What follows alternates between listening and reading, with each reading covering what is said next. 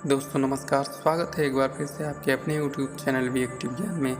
आइए इस कथा में जानेंगे मोहिनी रूप भगवान विष्णु पर शंकर जी का मोहित हो जाना।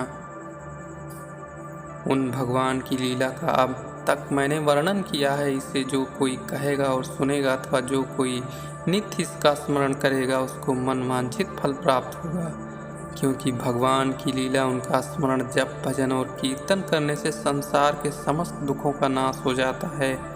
जो फल भगवान के श्रद्धा सहित जप कीर्तन से प्राप्त होता है वह कठिन से कठिन तपस्वी को भी नहीं प्राप्त होता।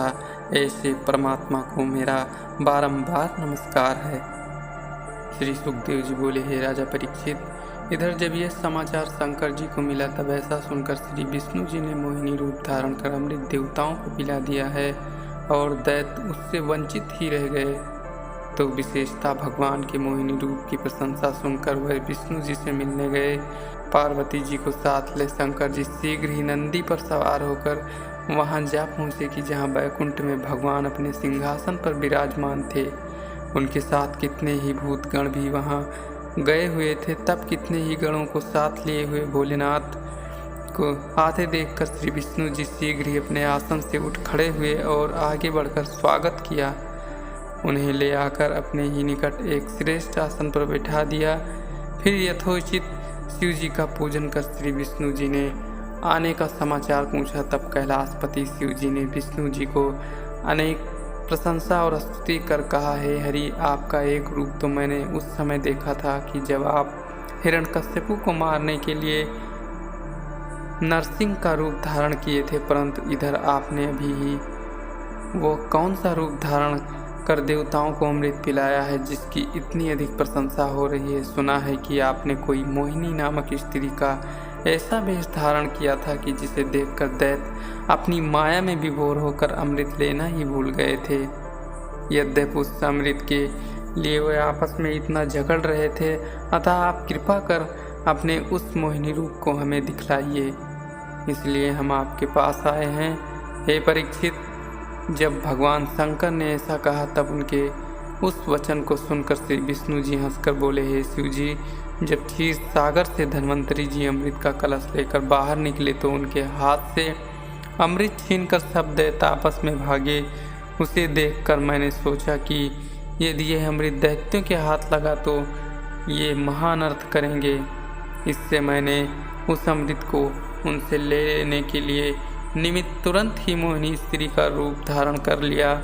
हे शिव जी, वास्तव में मेरा वह रूप बड़ा ही मनमोहक था और इससे मैं दैत्यों को वश में कर सका। अब आप मेरे उस रूप को देखिए, देवताओं की भलाई के लिए ही मैंने वैसा रूप धारण किया था। हे परीक्षित, शिव जी से ऐसा कहते हुए भगवान विष्णु वहाँ से अंतर ध्यान हो गए। शिव पार्वती इधर उधर देखने लगे। तब तक वह क्या देखते हैं कि चित्र विचित्र पुष्पों से पुष्पित वन तैयार हो गया है और उसमें लाल कपोलों से युक्त एक परम सुंदरी स्थिति हाथ में गेंद उछालती हुई सामने से चली आ रही है। वो मोहिनी रूप भगवान ने धारण किया था। उस स्त्री का नख से सिर तक सारा अंग एक सा मानो सांचे में ढाला हुआ था और वह पीतांबर पहने शरीर में सब प्रकार के जड़ाऊ आभूषण धारण किए बड़े बड़े विरक्तों को मोहित करने वाली थी। तब उस परम सुंदरी को देखकर कामदेव के शत्रु शिव जी भी मोहित हो गए और उस स्त्री ने उन्हें अपनी तिरछी चितवनों से व्याकुल कर दिया। पार्वती के देखते ही शिव जी बड़े वेग से उस स्त्री की ओर लपके।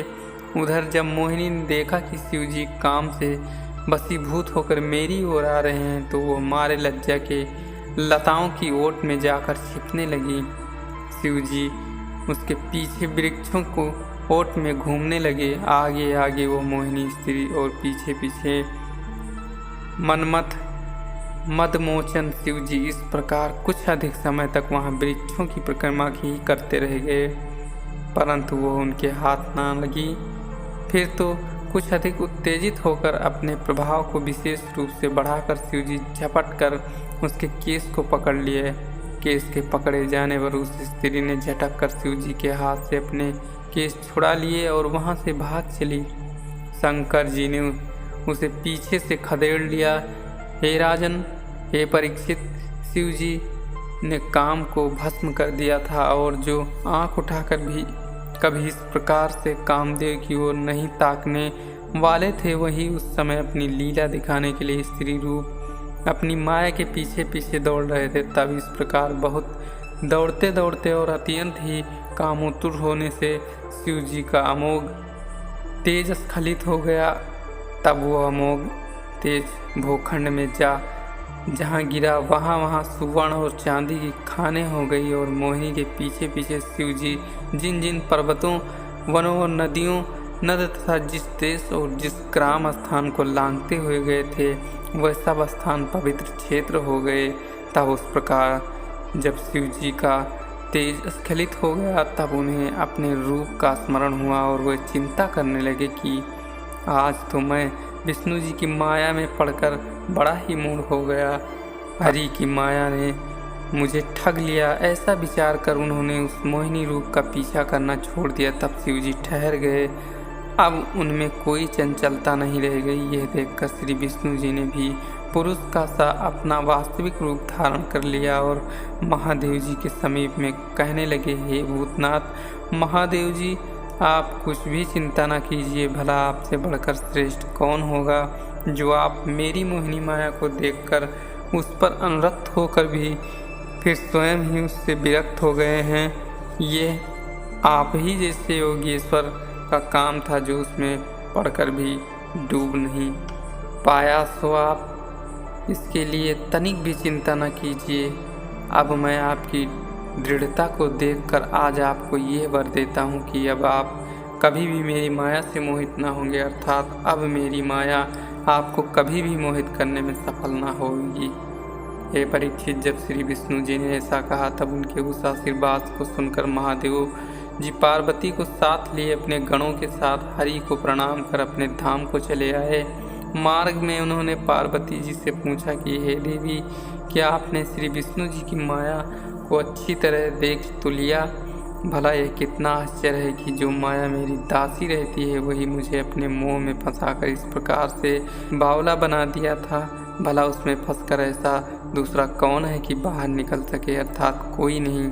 हे पार्वती, उस समय की बात तुम्हें याद होगी कि जब मैं 1000 वर्ष की समाधि को तोड़कर उठा था, तब तुमने मुझे पूछा था कि तुम किसका ध्यान करते हो। तो अब आज मैं तुम्हें उसका उत्तर देना चाहता हूँ कि मैं इन्हीं पुराण पुरुष का, कि जिनकी माया इतनी प्रबल है, ध्यान करता रहता हूँ। हे राजन, यह जो समुद्र मंथन की कथा है, जिसमें भगवान ने कच्छप रूप धारण किया था, वह भगवान की लीला का अब तक मैंने वर्णन किया है। इससे जो कोई कहेगा और सुनेगा, अथवा जो कोई नित्य इसका स्मरण करेगा, उसको मनवांछित फल प्राप्त होगा।